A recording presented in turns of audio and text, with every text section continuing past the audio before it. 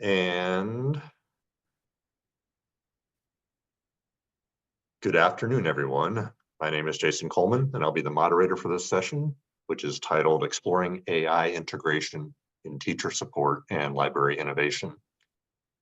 Before we begin, I have a few reminders. First, we have a code of conduct that we will adhere to for this conference. The link will be posted in chat momentarily.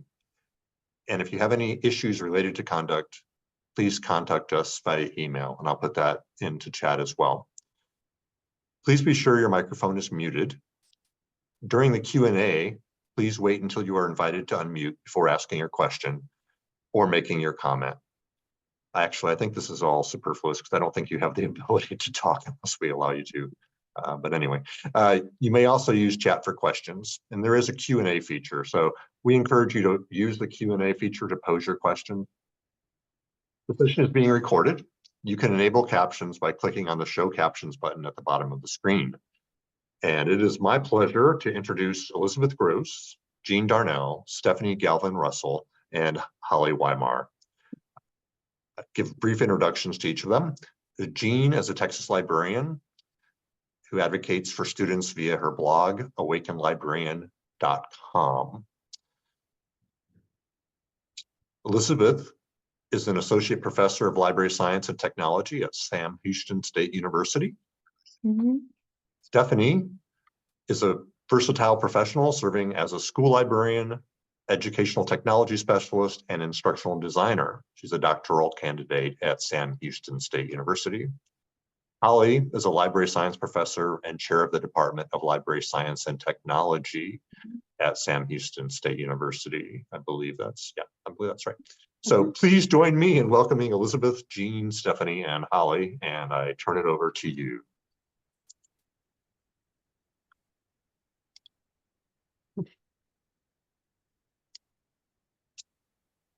Okay, you guys, this is just a little bit about me, my background, in addition to what our wonderful moderator just shared with you.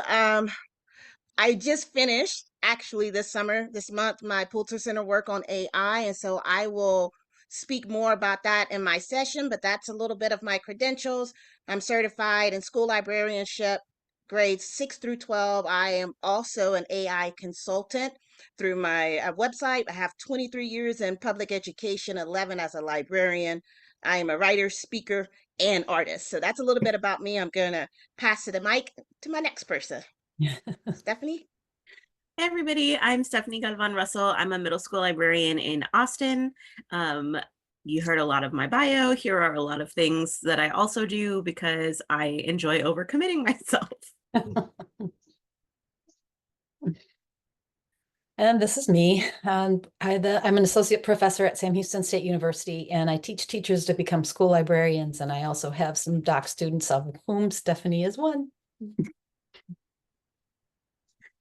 And hi, I'm Holly Weimar, and not only professor chair, but I also am a coordinator for the field experience for our students who are going through practicum and internship. So I'll address some of that when I begin my section.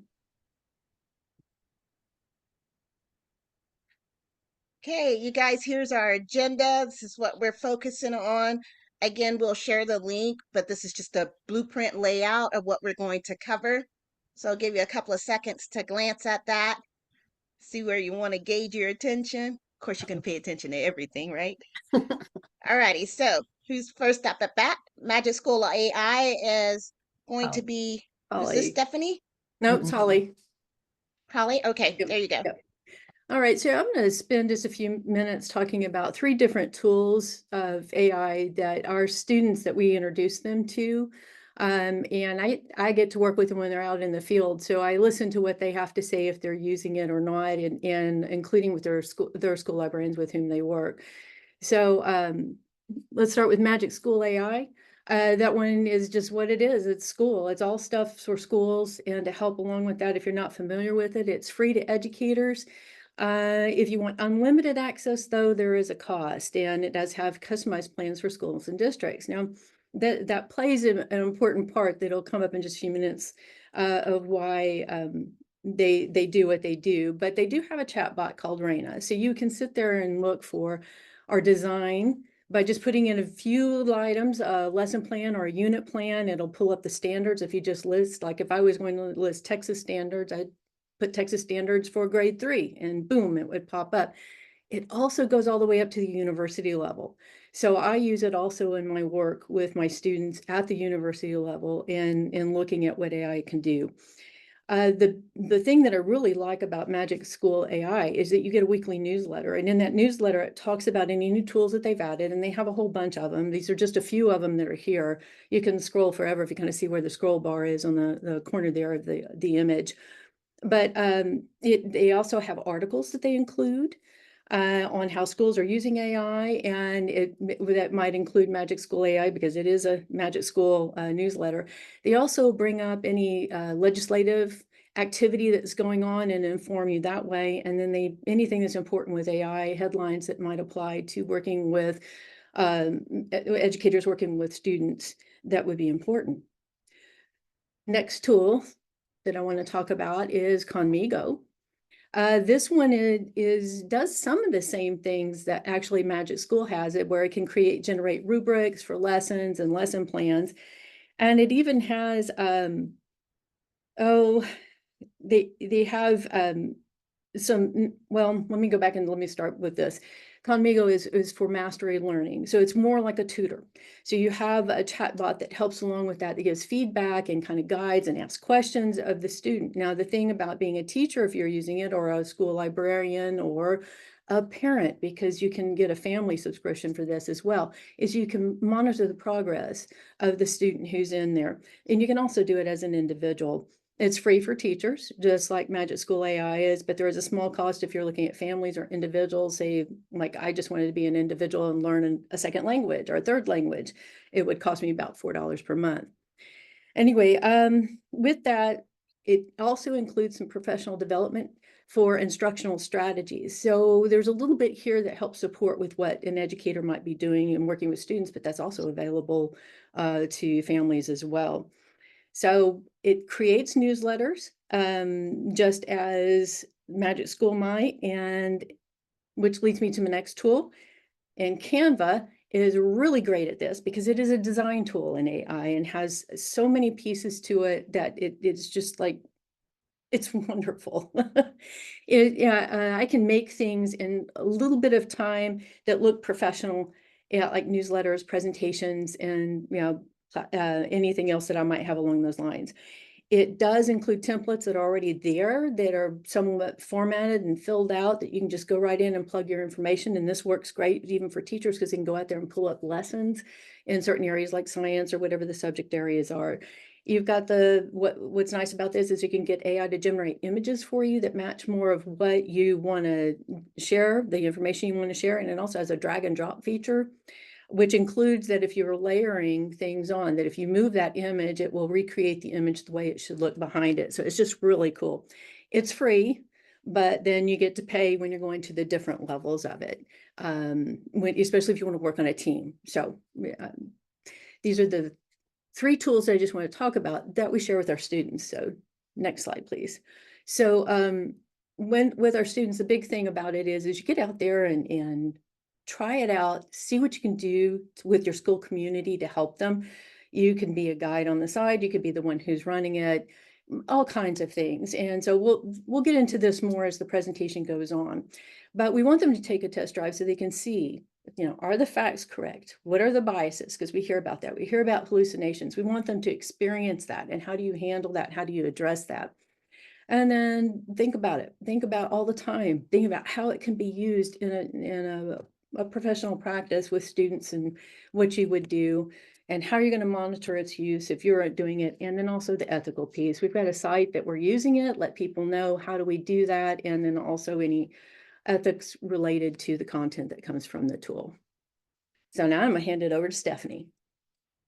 Hey everybody, I am going to talk about some different tools that you can use to enhance your relationships with your teachers. And then at the end, I've got some slides on really making your prompts really great. You can go to the next one, Jean. All right, so my first thing is you can use AI to help your teachers if they need literally anything. So let's say a teacher comes to you and they're like, this is my first year teaching, you know, 7th grade history. I used to be, I don't know, an art teacher, and I have no idea what I'm doing. And you're like, okay, cool, I got you. And so you can teach them some of these tools, or you can find resources for them and pass them along. I personally love using ProQuest because it has research papers and resources, and you can use your previous searches to build on, and it will build on your previous searches for you. I use Noodle tools to keep track of everything. I'm constantly making lists of resources, and I love Noodle tools because it can also make lists for you. But when you're making your list, or if you're editing a list, you can add annotations and then export those to Google Docs. So you don't have to print those out. You can just share them with those teachers, or however you want to do it. It can also export to Microsoft, or just regular like text files that your computer can have. Next is Sora. So I know most of us use Sora in our schools for ebooks and audiobooks, but did you know that it can make recommendations for you? So this is more for your ELA teachers who have students coming saying they don't know what to read, or for you as the librarian, you can go into their Sora history and then it can start generating recommendations for you. Next is for more resources. So one of my other favorite things when I don't know where to start, so when students are telling me they're doing research or a teacher needs help with something, I say, let's go look at the Gale Topic Finder, because you can start really, really vague, and then it builds not a photo, but like a map of how those topics relate to each other. And the pieces of that map grow or shrink based on how many resources are available near that topic. So it's really helpful. It's really interesting. EBSCO also has Discovery Service that does a similar thing, and Science Direct and Library Thing also do some of these same things. So a lot of helping your teachers find resources. There's a lot of tools that you can use for that.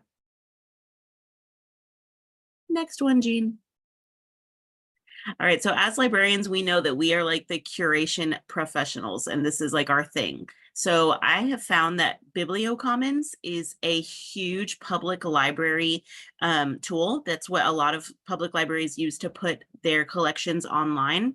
But it can make lists for you, and it can update those based on what your users are reading, based on frequent checkouts. But it's just constantly updating what it has based on what is going on in your library. Book Advisor by Biblioteca suggests new titles on both ends. So it can suggest titles to your readers, and it can suggest new titles to you in the back end, based on what is being checked out, what that circulation looks like, so you know what other things you can buy. It makes it really, really helpful.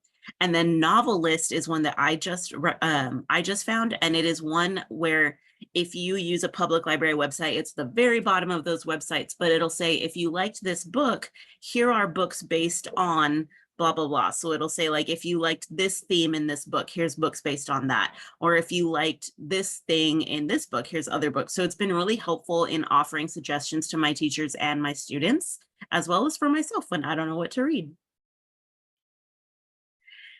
If you are looking to make your searches a lot more efficient, my current favorite thing that I learned about from Dr. Gross is Semantic Scholar.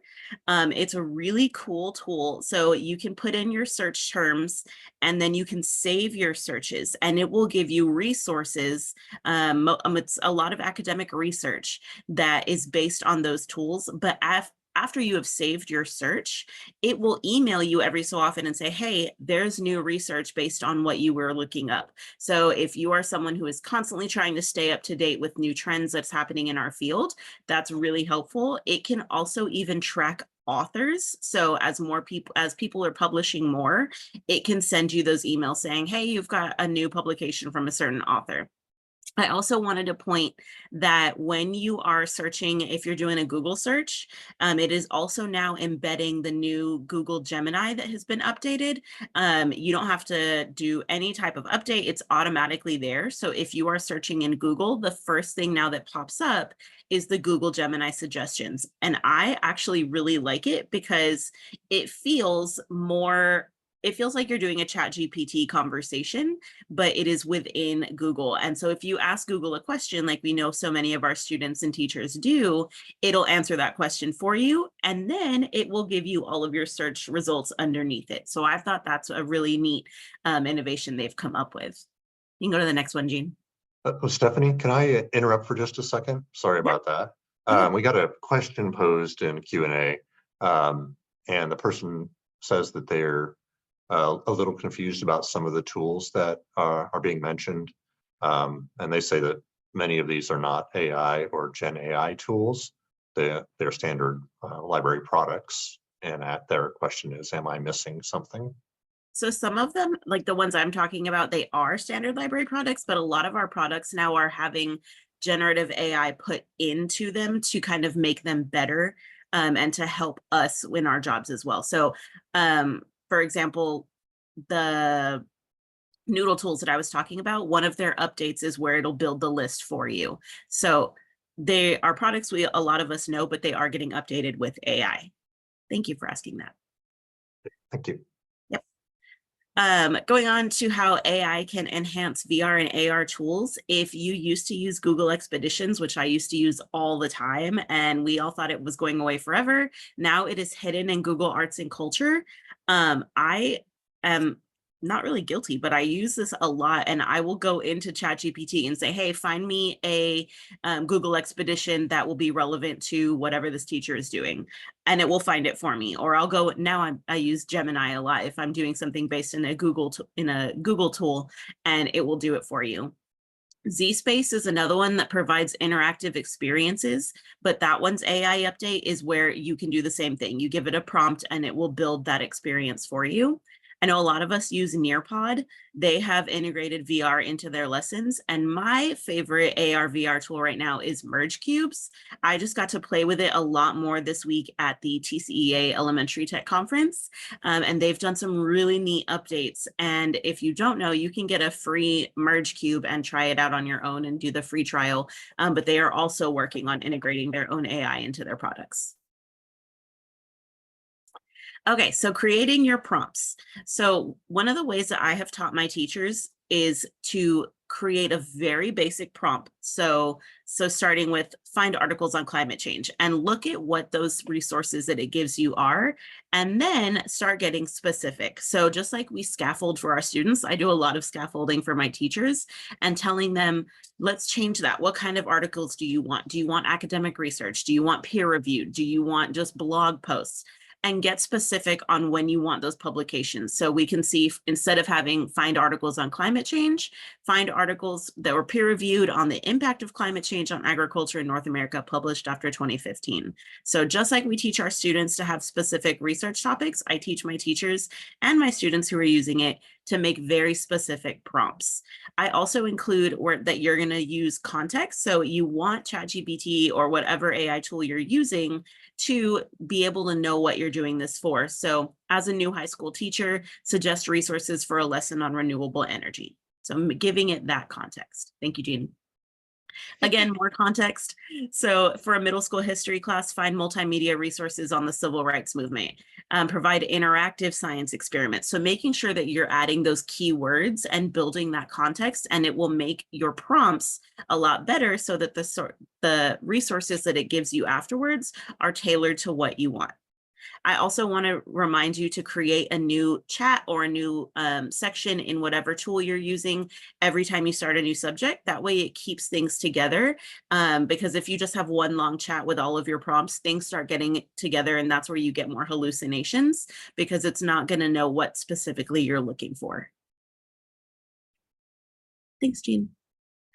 And then again, make sure you're refining those prompts based on the relevance. So I will go in and tell it a lot of times, no, I didn't like that response. You can give it that thumbs down, and it'll refine it, and it'll ask you what did you not like about it, or what was not helpful. So remember, yes, we want those big specific prompts, but you want to break those down into small prompts instead of one big one to grow those resources it's going to give you to help you create those prompts. So that's what my next slide is. So I had a prompt, which is the one on the right, where it was, can you provide an overview of well-known AI tools that libraries can use to build and utilize knowledge? And then that was what I put.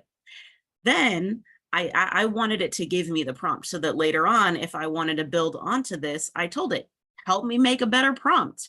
And it did, and it was really helpful. So you can have ChatGPT or whatever AI tool you're using help you to better create your prompts and make sure that you're getting really what you want. Thanks. Let me interrupt just quickly for a comment that was just shared. It is imperative to understand what tools are generative AI, what are vector databases, and which are semantic search engines. If we as librarians are clear, our users will also be clear. That's okay. So I missed a question. Was there a question or was that just a comment? Yeah, that was a comment. Yeah. Okay. Sorry about that. All right. So my section, I'm going to discuss the kind of thinking, the critical thinking, the analysis, and the ethical parts as it relates to generative AI. And so I found this wonderful slide that kind of broke down the components of AI as it relates to a critical thinking analysis. So you have your key terms there as far as decomposition, pattern recognition, the big one being algorithmic thinking. Algorithms are what runs AI through the large language model. So I have a key terms coming up and that will, help you. You'll have that resources. But there's also debugging part for the computational thinking. And then, of course, the feedback and evaluation, what Stephanie was talking about, leaving, comments when you find something that's not right or something that's, as librarians, we know resources and we research. So if you find something that's just glaringly untrue or the source that they spit out is just absolutely not something to be used as an educational resources as an educational resource, leave that feedback. And that's all a part of the computational thinking of AI. And I thought this graphic really kind of synthesized in a gardener's aspect, because I am a gardener, the hardware components and then the production of generative AI and how it relates. I thought this tree graphic was really kind of encompassing of what AI looks like. But let me tell you what I did, because see, AI is banned in my school district, and I just wasn't going to have my kids behind on AI simply due because of maybe embedded fears or whatnot. So I had to use the librarian brain of mine to figure out how I was going to teach AI, not break any school rules, but get our kids at least familiar with it in the meantime while the school is developing policies. And let me tell you, me and my kids, we came up with some awesome tidbits, but I'm going to go into further detail. But before I get too ahead of myself, this main slide, all hyperlinks right here are all functional. And I've divided it up into the policies and procedures because my school district doesn't have anything right now on AI. It's completely, absolutely banned. And so my workaround and getting my kids educated about it, because I don't think it's a matter of equity that some schools are incorporating AI and the kids are getting real familiar with it, and then some schools have completely banned it. And if AI is our future, then we need to get all kids, whether they're privately educated or publicly educated, on the same page, because AI is not going to go anywhere. So on this far side over here, I have all of the ISTE standards. I have an AI toolkit. I have links to a lot of places where I'm getting the graphics embedded on my slides. Of course, I have an AI acceptable use policy, because a lot of school districts are writing their AI policies right now. And what I did is tied to that. And then AI key terms. Here in the middle, I have lessons that I've done for literacy and how to write prompts to make it more entertaining, innovative, and different ways that you can use AI to teach your students. I mean, I have done AI scaffolding for lessons, for articles that were maybe 6 or 7 pages long. I had AI condense it into something that's that's something that kids can really synthesize to understand. And then that's this top link right here, paraphrasing AI policy. This is what I had my kids work on. We looked at a whole bunch of AI articles as it relates to biases and different types of threats to humanity embedded in AI. And then we looked at the moment when I did this lesson, AI in Europe was the only place that had public knowledge kind of frameworks for how AI was going to be monitored and how it was going to treat sensitive and vital information, especially as it relates to copyright and as it relates to biometric data. So I had my kids analyze and look at AI policies and then paraphrase it, put it in their own words, and then develop a policy that they felt comfortable enough submitting to the school board. Because see, if the school didn't have anything, why not get the kids invested in writing AI policy? That's what I did. That was my workaround, because we weren't going to play with the apps as much as we were going to look at the ethical concerns and the fears that a lot of people have as it relates to artificial intelligence. So that's what the paraphrase and AI policy was. And this is tried and true. I taught it here in Texas, and I also taught it in Illinois. And so this is also a professional development that I have that I do on biases embedded within AI and how it affects marginalized communities. And then I couple it with this very basic introduction into AI biases. And this is for your ninth graders, 12th graders, anyone that doesn't have a conceptual understanding of what an AI bias is. So these are things tried and true, and there's data to substantiate. And I have a full lesson plan embedded there that you can see and go through and look at student work. And then this last category over here, I have AI fun facts and research. So 6 tips to detect AI generated work. You guys, let me tell you a short, quick story. Recently, I was on a television show, and we had a college student that came up there. She was literally put on academic probation because an AI detector that the professor used said that her work was AI generated. Even though she was able to turn in her, Google documents that say, hey, this is me writing it. And you could see in the version history as it progressed along that she was really writing it. Do you know they still put her on academic probation because AI said it was so, and they went with that AI ruling? It's crazy, right? And it's crazy because AI will tell you everything that we produce or put out sometimes is there are errors embedded in it, and you can't hold us accountable. So I thought it was crazy that a school district did that. But anyways, coming back to this, 6 tips to detect AI generated work. What does an AI integrated classroom look like is right here. Pitfalls, fun, and advocacy. I've written a lot of work on the pitfalls of AI, and this link will take you to an article that I wrote specifically doing the deep dive into who was a part of the AI legislation and who was not a part of the AI legislation. So remember I told you I had a lesson that my kids wrote. This is what our kids came up with. These are the articles that we looked at first to begin with. In my bio, I told you that I was a Pulitzer Center teacher fellow. Basically what I did was I was able to interact with journalists who were firsthand primary resources, and then look at their articles and teach from their articles ways that students could advocate for how much AI they want to integrate it into their school setting. And then some of the problematic concerns with AI as it relates to biases, as it relates to the algorithms that kind of sway and give side eye to women versus men, and how those, this right here, there is no standards. Investigators find AI algorithms objectify women's bodies, as if we haven't been through enough as a woman.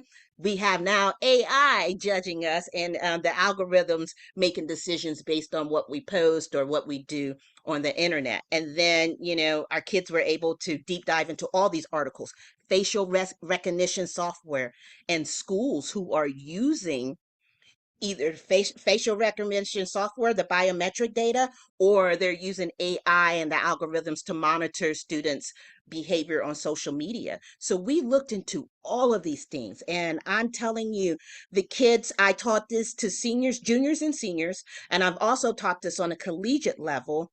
And the kids, those that were in K through 12, or the juniors and seniors, when I tell you they were highly upset after doing the investigation and the deep dive into this information, they came up with their own policies. And I thought these 4 policies This is not Miss Darnell coming up with this. These are students who are literally, after doing the investigation, looking at the data, seeing what the journalists had to say, they came up with these 4 rights or policies they would like implemented at their schools. Because what some of you may not know, just like, AI is being kind of smoothly integrated into all of the apps that we find, fun and exciting, schools are also smoothly and slickly using these AI monitoring on student social media. And they're not telling the students. Now, I'm not saying this is happening in my district, but it is happening in the state of Texas.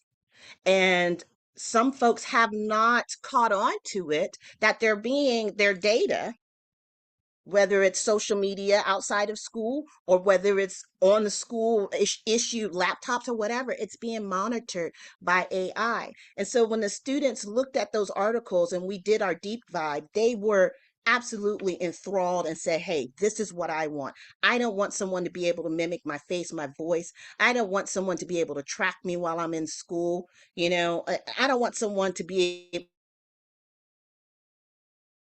to infringe on my Fourth Amendment rights. Let me know that you're using AI on me, and then let me decide if I want to opt in or out. So my kids, not just my kids, the kids in my school district, the kids in Illinois, they were exactly on point, and they came up with some wonderful, ideas of how AI was hurting them and how AI just infringed upon their rights. And I was definitely for that.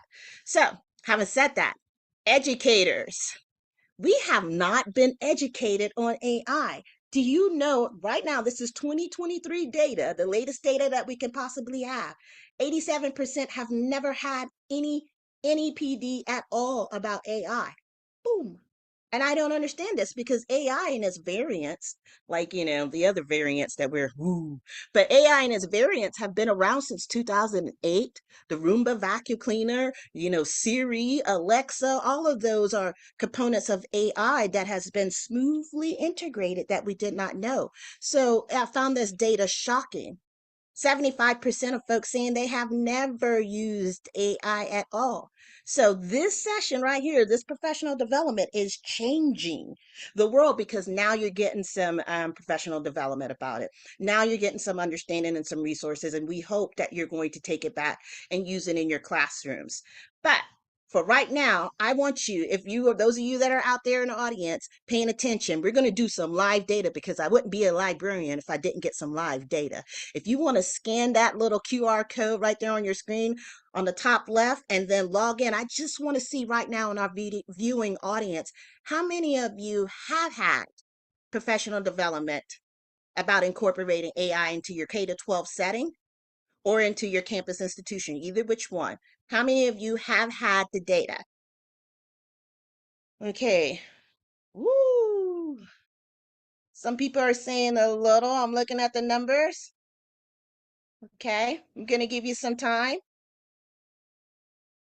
I like that 14% says a lot. Thank you. Thank you. Okay, I'm going to give it a few more seconds. It's still tabulating and adjusting.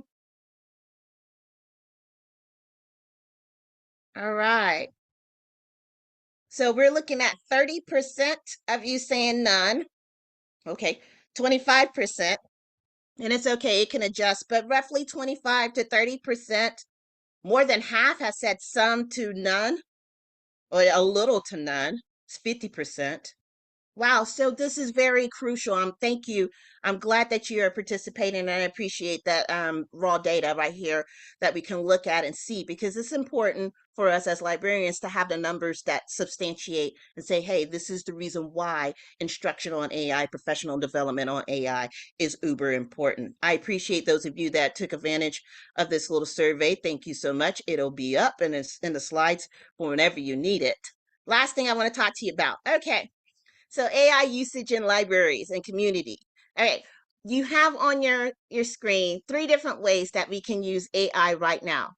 The first one is a video robot of an AI robot that will take you to specific places in a library, collect books for you. It's a wonderful thing. But what I do want to share with you is AI for mental health. And that's this one right here in the center. Hopefully I have enough time. Okay, I'm still fair on time. I just want to share with you about WISA. WISA is an app that literally you interact with a chatbot. Now, this chatbot is monitored by clinical professionals, and I'm talking about psychiatrists, psychologists, those people in the medical field, okay? And basically through an app, you can interact mental health services 24/7 with the chatbot that is pre-programmed to answer certain questions. So let me see if you can hear this video.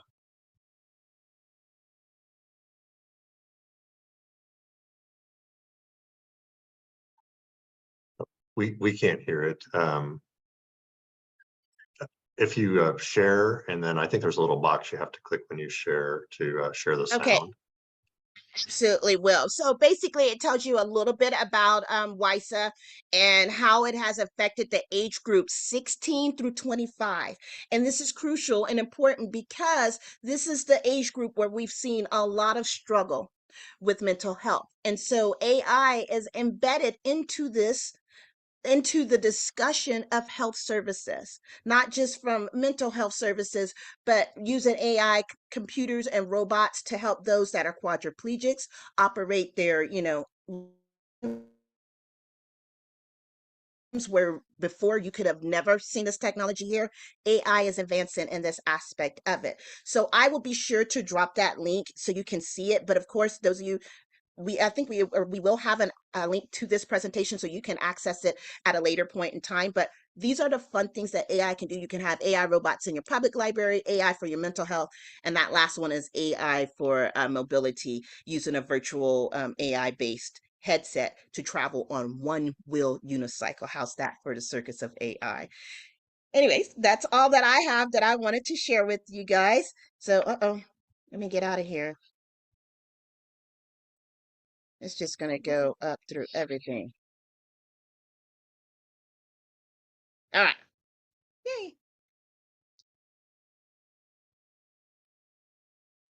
So just to recap some things that Stephanie had talked about a little bit, this was something that we had found a little while ago to help people, librarians and professors and teachers help their students think in a way about how to begin a prompt engineering. So it's just a mnemonic so that you remember. And Stephanie did go through a lot of this. I think it's pretty straightforward. I think the important part is the reflect on and analyze the output, because you really want to know, to think to yourself critically, does this make sense? And that's something that sounds like is a big problem anyway. So it's just another way for us to teach critical thinking in the library or in the classroom. Okay, the next slide. I think this was someone else's. Yeah, this was a graphic that was on mine. Okay, all right. So well, I was going to talk a little bit about creating your own language model. So you can go to the next one.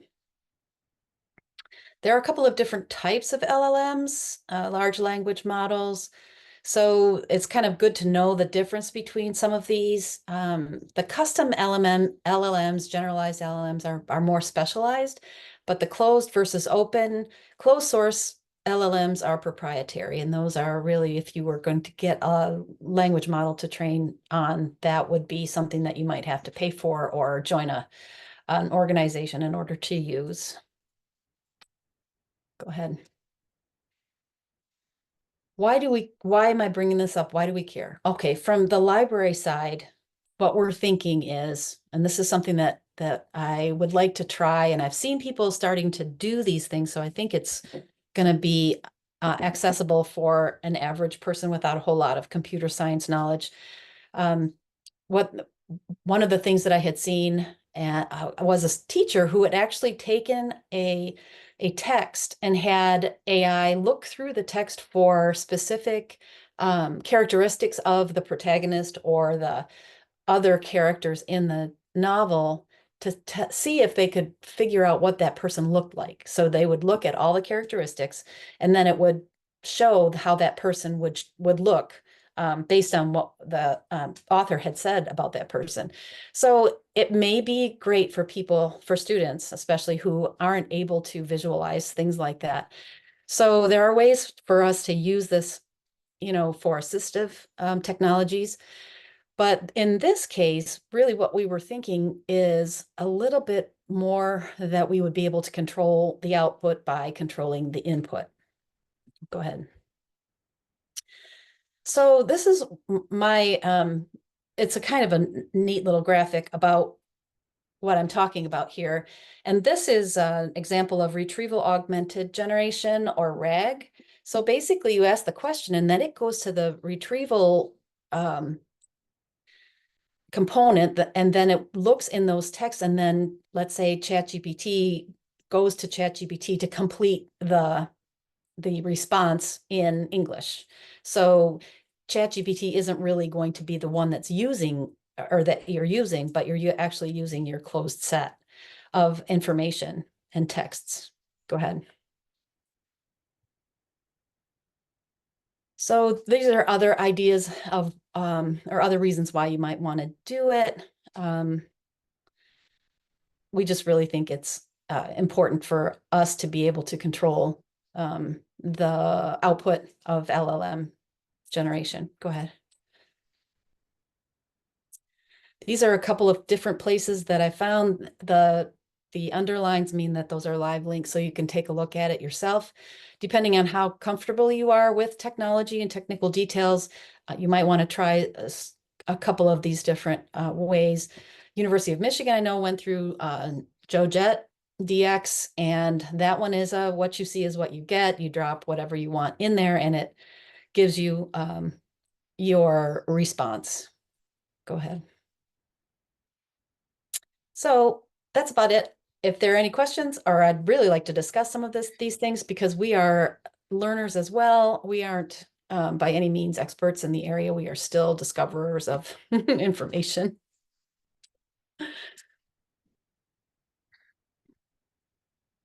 Okay, so I want to jump in real quick. My email that they have on this slide, there's an error in there, so I will drop my email in the chat.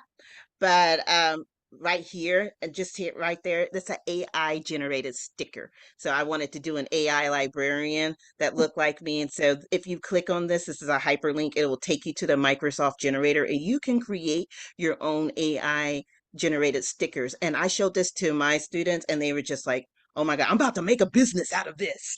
I'm like, you do you, boo. So this is our contact information. I'll stop sharing my screen so we can have a discussion, okay? Great. Feel free to put in the chat your questions or Q&A, or if you want to speak out loud, you can raise your hand and we can give you permission to talk.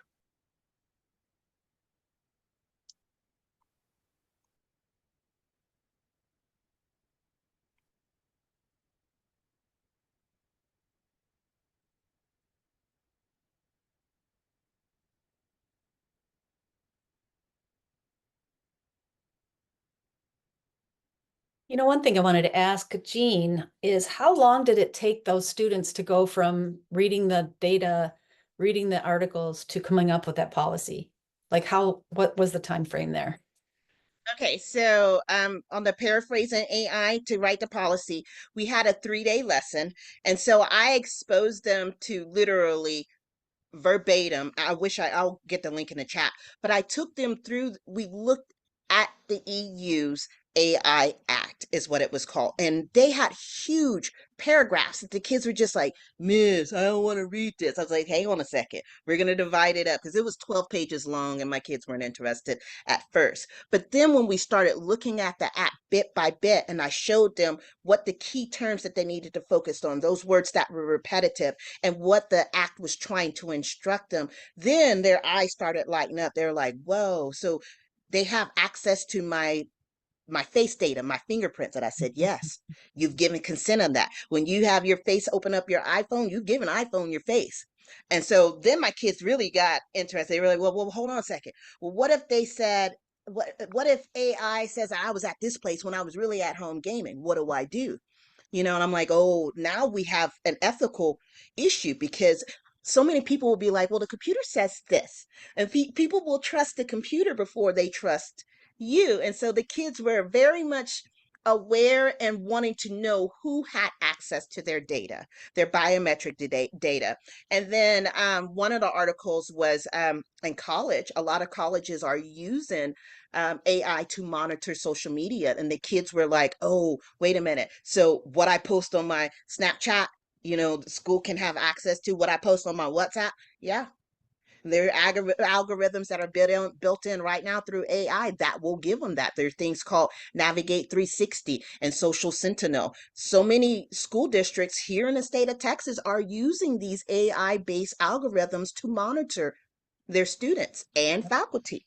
And so bringing that awareness to the kids, they were just like, whoa, I've never seen anything. It's not on my school paperwork. And I'm like, yeah, I know. I've looked at it. For my district, it wasn't there. And so, my kids were just hypersensitive.